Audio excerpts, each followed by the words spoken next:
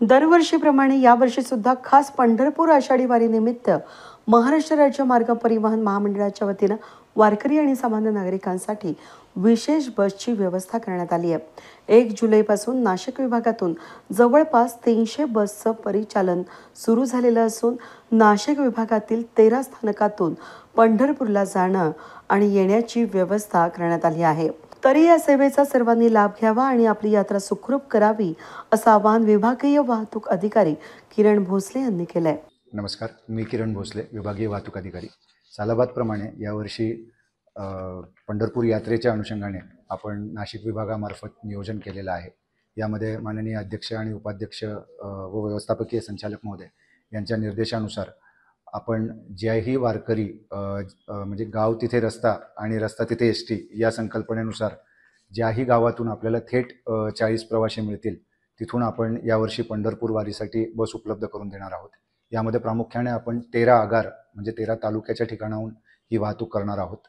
यामध्ये आपलं नियोजन यावर्षी 300 वाहनांचं असणार आहे आणि हे नियोजन करीत असताना प्रवाशांना पंढरपूरला वारीसाठी नेणे आणि पंढरपूरवरून परत त्यांच्या इच्छितस्थळी पोहोचवणे ही जबाबदारी राप महामंडळ घेणार आहे।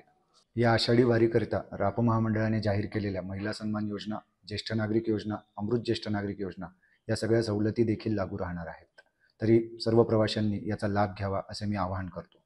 या व्यतिरिक्त दिनांक 1 जुलै 2025 पासून आगाऊ आरक्षण असलेल्या प्रवाशांना कमी गर्दीच्या हंगामामध्ये 15% प्रवास दरामध्ये सवलत देखील उपलब्ध करून देण्यात आलेली आहे।